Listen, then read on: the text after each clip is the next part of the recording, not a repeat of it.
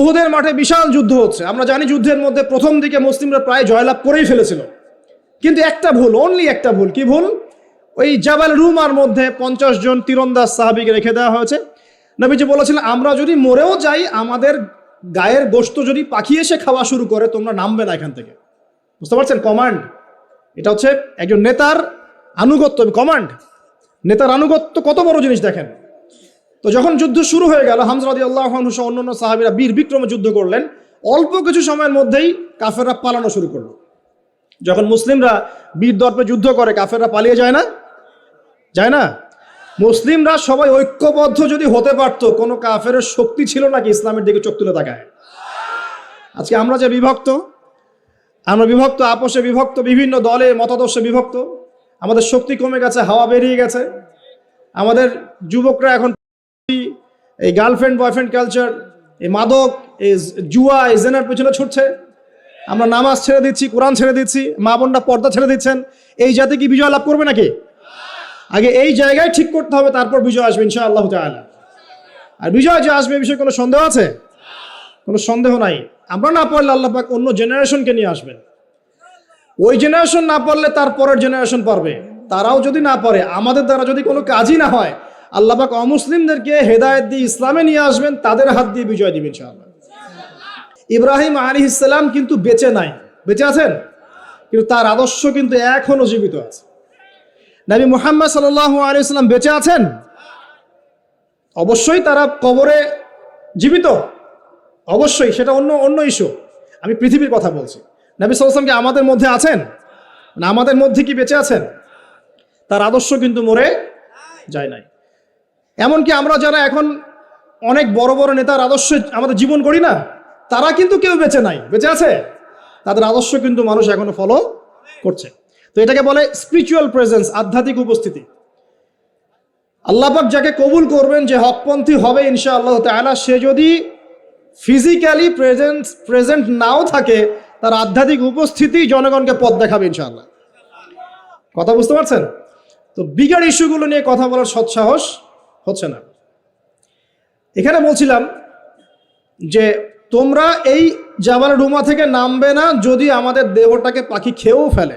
সাহাবীগণ প্রথমে দেখলেন আমরা প্রায় জিতে যাচ্ছি, তারা নেমে আসলেন, বললেন আল গনিমা, আল গনিমা। তখন একটা বিপর্যয় সৃষ্টি হলো। কি বিপর্যয়? খালিদ বিন ওয়ালিদ রাদিয়াল্লাহু আনহু 50 জন ঘোড়সাওয়ারকে নিয়ে পিছন থেকে এই সুযোগে আক্রমণ করলেন। পিছন থেকে আক্রমণ হলো, আর আবু সুফিয়ানের বাহিনী যারা পালিয়ে যাচ্ছিল, এরা আবার ইউটার্ন করলো। এই দুই চাপে পিষ্ট হয়ে উহুদের মাঠে সাহাবায়ে কেরাম রাদিয়াল্লাহু আনহুদের মধ্যে প্রায় 70 জন বড় বড় সাহাবী শহীদ হয়ে গেলেন। কতজন? প্রায় 70 জন বড় বড় সাহাবী। এবং তাদের মধ্যে আনসার সাহাবীদের আত্মত্যাগ ছিল বীরত্বপূর্ণ। এমনকি নবী সাল্লাল্লাহু আলাইহি ওয়াসাল্লামকেও সেদিন মার খেতে হয়েছে, দাঁত মোবারক শহীদ হয়ে গেছে, পায়ের মধ্যে আঘাত পেয়েছিলেন, এই ভ্রুর মধ্যে কড়া ঢুকে গিয়েছিল। তার পাশে মাত্র 9 জন সাহাবী ছিলেন যখন তাকে আক্রমণ করা হচ্ছে। একে একে সাহাবীরা শহীদ হতে লাগলেন। তালহা রাদিয়াল্লাহু আনহুর কথা বলা যায়, তিনি নবীজিকে নিজে ঘাড়ে করে নিয়ে উহুদ পাহাড়ের উপর উঠে গিয়েছেন, এত শক্তি ছিল তার গায়ে।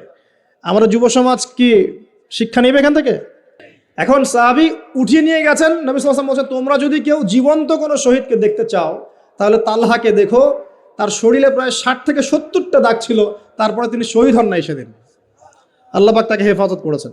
তিনি বলছিলেন, আমি যখন যুদ্ধ করছিলাম, আর রাহিকুল মাখতুম বইটার মধ্যে আছে, আল্লাহ পাক তখন তাকে এত সাকিনা, প্রশান্তি দিয়েছেন যে ঘুমে তার চোখ দিয়ে মানে শান্তির ঘুম চলে আসছে। তখন তিনি বলছেন, দুইবার আমার হাত থেকে তরোয়াল পড়ে গেছে ঘুমের চোটে।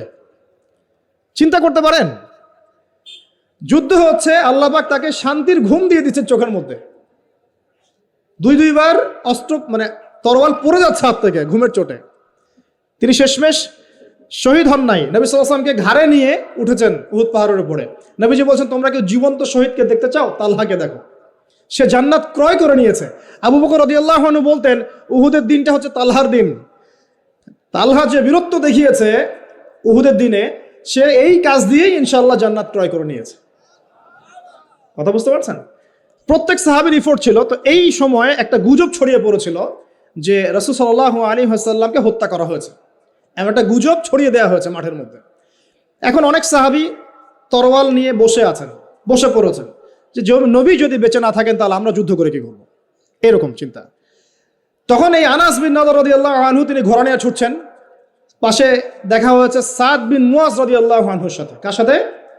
সাদ বিন মুয়াজ, আনসার সাহাবী, বিখ্যাত সাহাবী, যার জানাজার নামাজে নবী সাল্লাল্লাহু আলাইহি ওয়াসাল্লাম বলেছেন যে 70,000 ফেরেশতা জানাজার নামাজে উপস্থিত ছিল। কোন সাহাবী? সাদ বিন মুয়াজ। মনে রাখবেন এগুলো। আমাদের যুবকদেরকে, আমাদের আইডলদেরকে তো চিনতে হবে, আমাদের অরিজিনাল সুপার হিরোদেরকে চিনতে হবে না? আমাদের সুপার হিরো কি নেইমার, মেসি নাকি? এইসব অহেতুক কাজে সময় নষ্ট করবেন না, টোটালি ওয়েস্ট অফ টাইম। সময়ের অপচয়, জুয়া টুয়া খেললে অর্থের অপচয়, আপনার যৌবনের অপচয়, সবচেয়ে বড় কথা হচ্ছে হায়াতটা নষ্ট হয়ে গেল। হায়াত নষ্ট হয়ে গেল। হ্যাঁ খেলবেন, আমি তো খেলার পক্ষের মানুষ নাকি? খেলবেন যে খেলাতে আপনার ফিজিক্যাল উপকার আছে, ফরজ ওয়াজিব তরক হচ্ছে না। খেলতে গিয়েছেন, নামাজ মিস হলে খেলা চলবে না। ফিজিক্যাল স্ট্রাকচার ঠিক রাখার জন্য, স্ট্যামিনার বাড়ানোর জন্য, ফিজিক্যালি ফিট থাকার জন্য আপনি কায়িক খেলা কিছু খেলতে পারেন, কিন্তু এই খেলাগুলোর মধ্য দিয়ে আপনার ফরজ ওয়াজিবকে তরক করা যাবে না। তো যেটা বলছিলাম যে সাহাবী সাদ বিন মুয়াজ রাদিয়াল্লাহু আনহু পাশে, এখন আনাস বিন নাদর রাদিয়াল্লাহু আনহু বলছেন, আনাস বিন নাদর রাদিয়াল্লাহু আনহু ঘোড়া নিয়ে ছুটছেন। কি ব্যাপার, তোমরা বসে আছো কেন? সাহাবীরা বলছেন, রাসূল সাল্লাল্লাহু আলাইহি ওয়াসাল্লাম যদি বেঁচে না থাকেন আমরা যুদ্ধ করে কি করব? তখন আনাস বিন নাদর রাদিয়াল্লাহু আনহু বলছেন যে যদি মুহাম্মদ সাল্লাল্লাহু আলাইহি ওয়াসাল্লাম সত্যি শাহাদাত বরণ করে থাকেন তাহলে আমরা এখানে বসে থেকেই কি করব, চলো আমরাও যুদ্ধ করে শহীদ হয়ে যাই। এবার তিনি ঘোড়া নিয়ে ছুটলেন। সাদ বিন মুয়াজ বলছেন, আপনি কোথায় ছুটছেন? আপনি অদম্য গতিতে কোথায় ছুটছেন? তখন আনাস বিন নাদর রাদিয়াল্লাহু আনহু তিনি বলছেন, আল্লাহর কসম করে বলছি আমি উহুদের ওই প্রান্তর থেকে জান্নাতের ঘ্রাণ পাচ্ছি। একটা ঘটনা, মুসা আলাইহিস সালাম দাঁড়িয়ে লেকচার দিচ্ছেন, জনগণ শুনছেন। একজন দাঁড়িয়ে বললেন, নবী মুসা আপনি অত্যন্ত চমৎকার আলোচনা করেছেন, আপনার চেয়ে কোনো জ্ঞানী মানুষ কি পৃথিবীতে আছে? নবী মুসা বলছেন না। আল্লাহ পাক ধরলেন, না তোমার চেয়েও জ্ঞানী মানুষ আছে। মুসা আলাইহিস সালাম বলছেন, কে সেই মানুষ? আমি তার সাথে সাক্ষাৎ করতে চাই। আল্লাহ পাক বললেন, তুমি দুই সাগরের মিলনস্থলে তাকে পাবে। তিনি চলে গেলেন, গিয়ে দেখলেন হ্যাঁ সেখানে একজন মানুষ আছে, তার নাম খিদির। কি নাম? নবী মুসা বললেন, হাল আত্তাবিউকা আলা আন তুআল্লিমানি মিম্মা উল্লিমতা রুশদা, হে খিদির আমি কি আপনার অনুসরণ করতে পারি এই শর্তে যে আপনি আমাকে জ্ঞান শিক্ষা দিবেন যা আল্লাহ আপনাকে শিখিয়েছেন? খিদির বলছেন, ইন্নাকা লান তাস্তাতিআ মাইয়া সাবরা, তুমি আমার সাথে ধৈর্য ধরতে পারবে না। আগেই বলে দিলেন, এত দূরদর্শিতা, আগেই বলে দিলেন ধৈর্য তুমি ধরতে পারবে না। কথা বুঝতে পারছেন? মুসা আলাইহিস সালাম বলছেন, না ইনশাআল্লাহ আমি ধৈর্য ধরবো। আচ্ছা ঠিক আছে, চলো আমার সাথে। তারা চললেন, সামনে নৌকা, নদী পার হলেন। নদী পার হওয়ার আগেই নৌকা ফুটা করে দিলেন। একটা মাঝি, পদ্মা নদীর মাঝি আমাকে যদি ফ্রি নৌকা পার করে দেয় আর আমি তার নৌকাটা ফুটা করে দেই, অন্যায় না? খিদির আলাইহিস সালাম এটা করলেন। মুসা আলাইহিস সালাম বলছে, এটা কি করলেন আপনি? অন্যায় করলেন। খিদির বলে, আমি বলি নাই আপনি প্রশ্ন করবেন না, আপনি ধৈর্য ধরতে পারবেন না। ঠিক আছে, ভুল হয়ে গেছে, চলেন সামনে। আবার যাচ্ছেন, একটা বাচ্চা, ছোট বাচ্চা ডেকে নিলেন, করে ফেললেন। এটা কি করলেন? নিষ্পাপ বাচ্চা করলেন। আমি কি বলি নাই তুমি সবর করতে পারবে না? তিনি বলছেন, হ্যাঁ ঠিক আছে, আরেকবার প্রশ্ন করলে আমাকে আর সাথে নিয়েন না, চলেন। এবার সামনে গিয়ে একটা দেয়াল পড়ে আছে, একটা গ্রামে গেলেন। গ্রামে গিয়ে বললেন, নাস্তা পানি কিছু হবে কিনা, সৌজন্যমূলক। কেউ কোনো নাস্তা পানি দিল না, কোনো সৌজন্যমূলক আচরণই করলো না। ও যে বাসায় মেহমান আসলে বলে না, খেয়ে আসছেন না গিয়ে খাবেন, ওই টাইপের ছিল আর কি। তো যাই হোক, তিনি দেখলেন যে ওদের একটা দেয়াল পড়ে গেছে বেচারা, ওই দেয়ালটাকে তিনি আবার শক্ত করে নির্মাণ করে রেখে দিলেন। মুসা আলাইহিস সালাম বললেন যে এটা কি করলেন? নাস্তা পানিও দিল না, ভালো ব্যবহারও করলো না, আপনি উল্টা তার এই উপকার করলেন বিনা পারিশ্রমিকেই। কিছু আজর নিতেন তাহলে তো ভালো হতো। তো খিদির আলাইহিস সালাম বলেন, এটা হাদা ফিরাকু বাইনি ওয়া বাইনাক, আমার আর তোমার মাঝে এখন ফিরাক, পার্থক্য হয়ে গেল, আর আমাদের পথ চলা হলো না। তবে যাওয়ার আগে আমি জানিয়ে দিই, ওই নৌকা ফুটা করেছিলাম এই কারণে, যদি ফুটা না করতাম তাহলে জলদস্যু নৌকাটা নিয়ে যেত। ফুটা করে দিয়েছি, এই খারাপ নৌকা তারা আর নিবে না। ঠিক আছে কথা? 2 নাম্বার, বাচ্চাকে যদি হত্যা না করতাম এই বাচ্চা বড় হয়ে বড় কাফের হতো এবং পিতা মাতাকেও কুফরিতে নিয়ে আসতো। এটা আমি আল্লাহর হুকুমে করেছি, একা করি নাই। 3 নাম্বার, এই দেয়াল নির্মাণ করেছি এই কারণে, এই দেয়ালের নিচে 2 জন এতিম বাচ্চার রেখে যাওয়া পৈতৃক সম্পত্তি আছে, এটা নির্মাণ করে দিয়েছি, মানুষ এটা সিজ করতে পারবে না, তারা যখন বড় হবে তখন নেবে ইনশাআল্লাহ। তো এই 3টা ঘটনাতে একটু ফোকাস করেন। কোন সূরা আছে এটা? সূরা কাহফ। এই 3টা ঘটনাতেই বাহ্যিক চোখে যা দেখা যাচ্ছে সেটা সত্য নয়, ভিতর থেকে যা দেখছেন সেটা সত্য। কথা বুঝতে পারছেন? রিয়েলিটি আপনি দেখছেন বিশ্ব এগিয়ে যাচ্ছে, খুব সুন্দর। বাস্তবতা হচ্ছে যে বিশ্ব এগিয়ে যাচ্ছে আস্তে আস্তে কিয়ামতের দিকে। রিয়েলিটি দেখবেন যে ইকোনমি খুব প্রোগ্রেস হচ্ছে, হ্যাঁ, মানে মানুষের জীবনযাত্রার মান একদম উন্নতির দিকে। বাস্তবতা হচ্ছে পুরো ওয়ার্ল্ডের ইকোনমিক সিস্টেমটা ধ্বংসের মুখে আছে।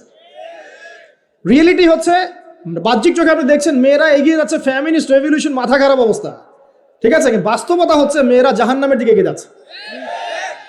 রিয়েলিটি আপনি দেখছেন চোখ দিয়ে যুবকরা খুব এগিয়ে যাচ্ছে, হ্যাঁ, সবাই উচ্চশিক্ষিত হচ্ছে মাশাআল্লাহ। বাস্তবতা কি জানেন? তাদের আত্মাগুলো দিন দিন মরে যাচ্ছে। রিয়েলিটি দেখছেন যে হ্যাঁ, পরিবারগুলো খুব সুখী, আমরা একদম বিল্ডিং তুলতেছি মাশাআল্লাহ, জমি জমা কিনতেছি। বাস্তবতা কি জানেন? পরিবারগুলোতে শান্তি নাই। এখন দৃষ্টিভঙ্গি চেঞ্জ করতে হবে। খিদিরের দৃষ্টিভঙ্গি লাগবে। কার দৃষ্টিভঙ্গি? খিদির আলাইহিস সালামের। শুধু বাহ্যিক চোখ দিয়ে দেখলে হবে না, এক্সটার্নাল ভিশন দিয়ে দেখলে হবে না, ইন্টারনাল অবজারভেশনের দরজাটা খুলতে হবে। এখন এটা খুলে আপনি বিশ্বকে দেখেন, পরিবারকে দেখেন, সমাজকে দেখেন, রাষ্ট্রগুলোকে দেখেন, আপনি বুঝতে পারবেন যে ফিতনা কি পরিমাণে ধেয়ে এসেছে। এটাই নবী সাল্লাল্লাহু আলাইহি ওয়াসাল্লাম বলছিলেন, তোমাদের পরে এমন একটা যুগ আসছে, জামানা সবরিন, এমন জামানা, কঠিন সবরের জামানা, লিল মুতামাসসিকি ফি, সেখানে যদি এই নবী সাল্লাল্লাহু আলাইহি ওয়াসাল্লামের সুন্নত কেউ ধরে রাখতে পারে, আজরুনা 50 শাহীদা মিনকুম, তোমাদের মধ্যে 50 জন শহীদ সাহাবীর নেকি পাবে ইনশাআল্লাহ। এটা সেই জামানা নয়। ভালো করে খিদিরের চোখ দিয়ে দেখেন, খিদির আলাইহিস সালাম কি শুধু বাইরের চোখ দিয়ে দেখেছিলেন, না আল্লাহ পাকের মারিফত দিয়ে দেখেছেন? আল্লাহ পাকের নূর দিয়ে দেখেন নাই? মুসা আলাইহিস সালাম নবী হয়েও বুঝতে পারছেন না কেন এটা করেছেন, কেন বাচ্চা হত্যা করছেন, কেন নৌকা ফুটা করলেন, কেন আপনি দেয়াল নির্মাণ করছেন, কিন্তু খিদির আলাইহিস সালাম আল্লাহ পাকের নূর দিয়ে দেখছেন, তিনি বুঝতে পারছেন দূরে কি হতে যাচ্ছে। তো সবাই কি খিদির হতে পারবে? খিদির হতে না পারলে কি আপনি ঘ্রাণ পাবেন? আপনি সেটা দেখতে পারবেন না যা যা খিদির দেখছেন, আপনি সেটা শুনতে পারবেন না যা খিদির শুনেছেন। আপনি যদি খিদির আলাইহিস সালামের মতো হতে পারেন, আপনি এমন কিছু উপলব্ধি করবেন। আমার বেশি বেশি কোরআন তেলাওয়াত লাগবে। কি লাগবে? কোরআন তেলাওয়াত শুধু মৌখিকভাবে না, অর্থ বুঝে পড়ার চেষ্টা করতে হবে। মৌখিক করলে নেকি পাবেন ঠিকই, কিন্তু অর্থ বুঝে না পড়লে আপনি পথ খুঁজে পাবেন না। 5 নম্বর লাগবে আমাদের সবার হালাল রিজিক। কোন রিজিক? সুদ ঘুষ দুর্নীতির কাছে যাওয়া যাবে না। 6 নম্বর লাগবে আমাদের আত্মশুদ্ধি। আত্মশুদ্ধি মানে কলব পরিষ্কার করতে হবে। কলব পরিষ্কার করার জন্য লাগবে বেশি বেশি আল্লাহর জিকির, ইলম অর্জন করা এবং আল্লাহওয়ালা মানুষের সোহবতে পড়ে থাকা। একা একা নূর অর্জন করা যাবে না। আল্লাহওয়ালা মানুষের সোহবতে পড়ে থেকে জ্ঞান চর্চার মধ্য দিয়ে, আল্লাহর জিকির, কোরআন তেলাওয়াত, আত্মশুদ্ধির মধ্য দিয়ে আপনি ইনশাআল্লাহ নূর পাবেন ইনশাআল্লাহ। আর কি কি করা যাবে না? অল্প বলছি, বেশি বলবো না। কি কি করা যাবে না? 1 নাম্বার, সবচেয়ে বড় কথা, মনের মধ্যে কোনো রকম হিংসা রাখা যাবে না। কারো প্রতি হিংসা করবেন, নূরের সাথে আপনার কোনো সম্পর্ক নাই। 2 নাম্বার, অহংকার মন থেকে বের করতে হবে। কি বের করতে হবে? অহংকার কি জিনিস? আপনার কাপড়টা সুন্দর হোক, এটা অহংকার নয়। জুতা সুন্দর, ভালো পারফিউম ইউজ করেন, আপনার বাড়িটা সুন্দর, এগুলো অহংকারের নিদর্শন নয়। অহংকারের নিদর্শন হচ্ছে 2টা। একটা হচ্ছে মাতারুল হাক্কি ওয়া গামতুন নাস, সত্যকে প্রত্যাখ্যান করা, অন্য মানুষকে তুচ্ছ তাচ্ছিল্য করা। এই 2টা হচ্ছে অহংকারের নিদর্শন। মনে কোনো প্রকার অহংকার রাখলে আল্লাহর নূর পাওয়া যাবে না। অনেক বড় বড় ডিগ্রি সার্টিফিকেট অর্জন করেও যদি মনের মধ্যে কিবার বা অহংকার থাকে, কোশ্চিন কালেও আপনি খিদির হতে পারবেন না। আমি কথা বোঝাতে পারছি? ইবলিসের অনেক বড় মাকাম ছিল। কিরকম? তাকে আল্লাহ পাক একদম ফেরেশতাদের সর্দার বানিয়ে দিয়েছে। তার প্রচুর জ্ঞান ছিল, প্রচুর আবেদ ছিল, প্রচুর ইবাদত করত। শুধুমাত্র কিবার, অহংকারের কারণে সে আজকে জাহান্নামী। আবা ওয়াস্তাকবার, সে উদ্ধত হয়েছিল, অহংকার প্রদর্শন করেছিল, তাই নয় কি? কেন আমি আদমকে সিজদা করব? খলাকতানি মিন নার, আমাকে সৃষ্টি করেছেন আগুন দিয়ে। ওয়া খলাকতাহু মিন তিন, তাকে সৃষ্টি করেছেন মাটি দিয়ে। কেন আমি আদমকে সিজদা করব? এখন এই অহংকার চারপাশে দেখা যায় না? ওরা কি বোঝে দিনের, আমরাই তো সব বুঝি। ওরা আর কি পড়াশোনা করছে, আমি তো সব পড়াশোনা করছি। ওর কি আর বড় বড় ডিগ্রি সার্টিফিকেট আছে নাকি? আমার আছে। তারপরে আমাদের দলই চূড়ান্ত সফল, বাকি দল সব জাহান্নামী। এরকম অ্যাটিটিউড আছে না? তুমি আমার দলের ফর্ম পূরণ করো নাই, তোমার জান্নাত কে নিয়ে যাবে? ফর্ম পূরণ করলে তুমি জান্নাতে যাওয়ার লিস্ট পাবো আমার কাছ থেকে।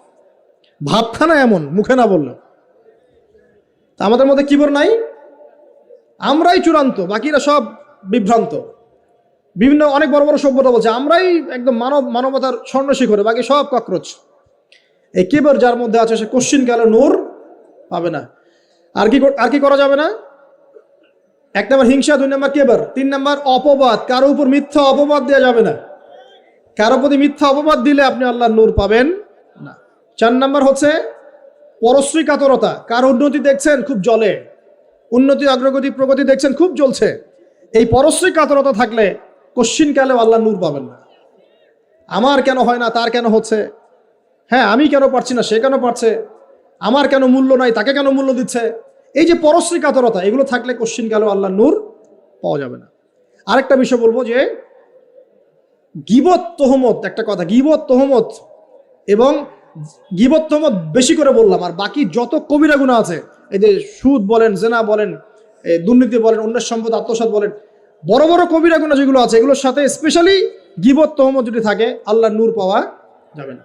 ব্যাস, এখন নূর অর্জন করে কিভাবে পথ চলবো খুব শর্ট করে বলে দিই। 1 নাম্বার, প্রিয় ভাইরা সবাই মনোযোগ দিয়ে শুনুন, সবাইকে, আমাদের সবাইকে, যদি আমরা কি ইসলামের বিজয় চাই? আমরা কি সবাই জান্নাতে যেতে চাই? আমরা কি চাই যে আমরা পুরো বিশ্বের বুকে আবার মাথা তুলে দাঁড়াই? হ্যাঁ ভাই, চাই না? আচ্ছা, আমরা কি চাই না আমাদের পরিবারগুলো সুন্দর হোক, সবাই হালাল রিজিক খাই, আমরা আমাদের সন্তানদেরকে ভালো একটা বিশ্ব দিয়ে যাই? আমরা চাই না? আচ্ছা, যদি চাই কিছু করণীয় আছে। কি আছে ভাই? কিছু করণীয় আছে। করণীয় এমনি এমনি কি অ্যাচিভ করতে পারবো নাকি? বিরিয়ানি বাসায় বসে বসে বিরিয়ানি খেলে হবে? জিলাপি খোরমা লাড্ডু খেলে হবে নাকি? কিছু কাজ তো আছে নাকি? কাজ করবেন তো ইনশাআল্লাহ। 1 নাম্বার হচ্ছে জ্ঞান অর্জন, জ্ঞান অর্জন এবং জ্ঞান অর্জন। জ্ঞান অর্জনের কোনো বিকল্প নাই। বারবার বলছি, একা একা পড়েও কিন্তু জ্ঞান অর্জন হবে না, আপনাকে আল্লাহওয়ালা মানুষের কাছে আসতে হবে, মনে রাখবেন। ঠিক আছে? একা একা মেহনত করবেন, দোয়া করবেন, চেষ্টা করবেন, কিন্তু ওস্তাদ লাগবে না? ওস্তাদ লাগবে। জেনারেল ভাইরা যারা আছেন, যে যেখানেই পড়ছেন পড়েন, কিন্তু ইসলামিক বেসিক পড়াশোনাগুলো করেন। আকিদা পড়েন, কোরআন পড়েন, হাদিস পড়েন, ইসলামের ইতিহাস পড়েন, সিরাত পড়েন, এবং আলেমদের সাথে সম্পর্কিত রাখেন, একা একা বিচ্ছিন্ন হয়ে যায় না। ঠিক আছে? যে মাযহাব আপনার ভালো লাগে আপনি ফলো করেন। আমি আপনাকে এগুলো নিয়ে কথা বলতে আসি না, আমি জাস্ট বলতে আসছি যে আপনি যেখানেই থাকেন দিনের জ্ঞানের চর্চা করেন, আপনার দৃষ্টিভঙ্গি আল্লাহ পাক উদার করে দেবে ইনশাআল্লাহ। ঠিক আছে? যে সালাফি হন, আহলে হাদিস হন, মাযহাব ফলো করেন, যাই হন আপনি, যেটাই হন, হকপন্থী হন, আপনি সত্যের পথে থাকেন এবং ওলামায়ে কেরামের সাথে সোহবতে থাকেন। আর নিজেকে চূড়ান্ত একদম জান্নাতি মনে করবেন না। এমন হতেই পারে যে আপনার মধ্যে যে যতটুকু জ্ঞান আছে এর চেয়েও বেশি জ্ঞান অন্য কারো কাছে থাকতে পারে। অতএব সবার ক্ষেত্রে আপনি একটু উদার হওয়ার চেষ্টা করেন, আল্লাহ পাক আপনার কলবে নূর দিবে ইনশাআল্লাহ, তাজকিয়া দিবে ইনশাআল্লাহ। 1 নাম্বার জ্ঞান। 2 নাম্বার হচ্ছে আমল বাড়ানো। বেশি বেশি ব্যক্তিগত আমল বাড়াতে হবে। পারবেন ইনশাআল্লাহ? সময় নষ্ট করা যাবে না প্রিয় ভাইরা। বেশি বেশি ব্যক্তিগত আমল বাড়াতে হবে। নামাজ বাড়িয়ে দেন, রোজা বাড়িয়ে, দান সদকা বাড়িয়ে দেন। দিনী প্রতিষ্ঠানগুলো হোক আর দিনী প্রজেক্টগুলো, এগুলোতে বেশি বেশি সদকা করেন, আল্লাহ পাক তৌফিক দান করুন। বেশি বেশি হজ করেন, উমরা করেন, রোজা রাখেন, কোরআন তেলাওয়াত করেন, জিকির আজগার করেন। ঠিক আছে? তাহাজ্জুদ পড়েন, বেশি বেশি নেক আমল বাড়িয়ে দেন ইনশাআল্লাহ। 3 নাম্বার, পরিবারের আদর্শ ঠিক করেন। পরিবারের আদর্শ ঠিক না করে যদি বড় বড় কথা বলি কোনো লাভ নাই। আমার পরিবারটা ঠিক করতে হবে, আল্লাহ পাক এর জন্য আমাকে জবাবদিহি করাবেন। হ্যাঁ, অনেক চেষ্টা করার পরেও যদি ঠিক না হয় সেটার বিচার আলাদা। নূহ আলাইহিস সালাম 950 বছর দাওয়াত দিয়েছেন, তার একজন ছেলে ইসলাম কবুল করে নাই। তা এখন কি নূহ আলাইহিস সালাম দোষী? তিনি কি দোষী? না। মুহাম্মদ সাল্লাল্লাহু আলাইহি ওয়াসাল্লাম এর অনেকেই, চাচাদের অনেকেই ইসলাম কবুল করে নাই, তা তিনি কি দোষী? না। আপনি চেষ্টা করবেন পরিবারকে পরিপূর্ণ ইসলামী পরিবেশে রাখার, শরঈ পর্দায় রাখার, এবং আমাদের পরবর্তী প্রজন্ম যারা আছে, আমাদের ছেলেমেয়েরা, এদেরকে অবশ্যই ইসলামের সুশিক্ষায় শিক্ষিত করবেন ইনশাআল্লাহ। আমি বলছি না তাদেরকে আপনি ডক্টর বানাবেন না, ইঞ্জিনিয়ার বানাবেন না, আমি এগুলো বলছি না। অ্যাটলিস্ট আমার দ্বারা এরকম কথা আপনি শুনবেন না। আমি আরো বলি তাদেরকে আরো বড় বড় প্রফেশনে নিয়ে যান, কিন্তু ইসলামিক শিক্ষাটা আগে ছোটবেলায় দেন। ওর শুরুটা হবে কোরআন দিয়ে। আমি প্যারেন্টিং সেকশন নিয়ে অনেক পড়াশোনা করেছি, বিশ্বাস করেন, কারণ আমি স্কুল মাদ্রাসা এইসব প্রজেক্টের সাথে আগে থেকেই ছিলাম। অ্যাজ এ টিচিং প্রফেশন আমি আগে থেকেই ছিলাম। আমি ইংলিশ মিডিয়াম যে এনভায়রনমেন্টগুলো আছে সেখানেও জব করেছি, অনেকে জানেন না আপনারা, আমি সেখানেও জব করেছি। এখানে বিষয়টা হচ্ছে একটা বাচ্চা যখন বয়স হয় 2 থেকে 3 বছর, সে মোটামুটিভাবে 200 থেকে 250টা শব্দ মনে রাখতে পারে, জানেন? যখন একটা বাচ্চার বয়স হয় 5 থেকে 7 বছর, সে মোটামুটি 1000 থেকে 1500 শব্দ মুখস্থ রাখতে পারে। ওই সময় আমরা কি শিখাই? হামটি টামটি শিখান, ওই যে তারপরে কি আছে জ্যাক অ্যান্ড জিল শেখান, মানে এইগুলো শেখান আর কি, তাই না ভাই? তাই না? এই সময় কোরআন ধরিয়ে দেন, হিফজটা করিয়ে ফেলেন আগেই। বাচ্চাদেরকে 10 বছর বয়স হওয়ার আগেই কোরআনে হাফেজ বানিয়ে ফেলেন। তারপরে আপনি আরবি ব্যাকরণ শেখাবেন, মাদ্রাসায় দেন বা অন্য স্কুলে দেন, ইসলামিক স্কুল গড়ে তোলেন, মাদ্রাসার মধ্যে সিলেবাসের সংস্কার আনেন, সেটা করতে পারেন। বাচ্চাদের সময়টা গোল্ডেন টাইম, কাজে লাগান। আল্লাহ পাক তৌফিক দান করুন। আর কি করতে হবে ভাই? জি জি ঠিক আছে, আমি শেষ করে দিচ্ছি। করণীয় বলছি, 1 নম্বর কি ভাই? জ্ঞান অর্জন। 2 নম্বর আমল বাড়িয়ে দেয়া। 3 নম্বর এই যে পারিবারিক আদর্শ সুন্দর করা। 4 নম্বর আগামী প্রজন্মকে মানুষ করে যাওয়া। লাস্ট পয়েন্ট সেটা হলো, আমাদেরকে আল্লাহ পাক কিছু প্রতিভা দেন নাই ভাই। কেউ হয়তো ভালো লিখতে পারে, কেউ ভালো ভালো বলতে পারে, কেউ হয়তো ভালো অ্যাসোসিয়েট করতে পারে, কেউ মসজিদ ভালো বুঝে, মাদ্রাসা ভালো বুঝে। এক এক মানুষকে আল্লাহ পাক এক একটা পটেনশিয়াল দিয়েছেন। আজকে আপনি আয়নার সামনে দাঁড়িয়ে অনেস্টলি আপনি আপনার প্রতিভাটা খুঁজে বের করবেন। আপনাকে আল্লাহ পাক কি জন্য পৃথিবীতে সৃষ্টি করেছেন, কি আছে আপনার মধ্যে যেটা অন্যের মধ্যে নাই? পারবেন না? প্রত্যেকটা মানুষকে আল্লাহ পাক কোনো না কোনো পটেনশিয়াল দিয়েছেন, প্রতিভা দিয়েছেন। ঠিক আছে, আপনাকে অনেস্টলি খুঁজে বের করতে হবে আপনি কোন দিকে ভালো, কোন দিকে আপনি সেরা। আপনি কি ব্যবসা ভালো বোঝেন? আপনি কি ফাইন্যান্স ভালো বোঝেন? আপনি কি ভালো লিখতে পারেন? আপনি কি ভালো কবিতা আবৃত্তি করতে পারেন? আপনি কি ভালো উপন্যাসিক? কোনো না কোনো প্রতিভা আপনার মধ্যে আছে না? আছে ভাই। Be confident. আপনি আত্মবিশ্বাসী হন না কেন? এত হীনমন্যতা কেন? আপনার মধ্যে অনেক কিছু আছে ইনশাআল্লাহ। এই যে মোটিভেশনাল স্পিকার বলছেন, আমি তো আসলে মোটিভেট করি আপনাদেরকে। অবশ্যই কোনো না কোনো পটেনশিয়াল আপনার মধ্যে আছে। অনেস্টলি সাহসের সাথে আয়নার সামনে দাঁড়িয়ে যান, দেখেন, এবং আয়নার সামনে দাঁড়িয়ে আপনার দোষগুলো খুঁজে বের করবেন। কোন কোন দোষ আপনার মধ্যে আছে, কোন কোন দোষ আছে? আপনি কি মাদক দ্রব্য সেবন করেন? আপনি কি জেনায় লিপ্ত আছেন? আপনি কি অন্য কারো উপরে পলিটিক্যাল পাওয়ারে জুলুম করেছেন? আপনি কি অন্যের সম্পদ আত্মসাৎ করেছেন? আপনি কি ঘুষ নিয়েছেন? আপনি হিসাব করবেন নিজের আমলনামা, আমরা হিসাব করব না। ওই যে একজন আমাকে ফোন করে হেভি একটা গালিটালি দিয়ে বললো যে আমি আপনার দোষ ধরিয়ে দিলাম, কারণ আয়না হচ্ছে মুমিন ভাইয়ের আয়না, এই জন্য আয়নার মতো আমি আপনার দোষটা ধরিয়ে দিলাম বলছে। তা আমি বললাম, ভাই একটা কথা বলি, তাহলে কিছু মনে করেন না? ঠিক আছে বলেন। বলে আমার ওস্তাদ আমাকে শিখিয়েছিলেন ছোটবেলায়, একজন মুমিন আর একজন মুমিনের আয়না ঠিক আছে, কিন্তু আয়না কখনো কথা বলে না, আয়না চুপচাপ নিজের চেহারা দেখিয়ে দেয়। কথা বুঝতে পারছেন? আয়না কিন্তু কথা বলে না এত বেশি, আয়না আপনাকে চুপচাপ নীরবে আপনার দোষটা দেখিয়ে দিবে।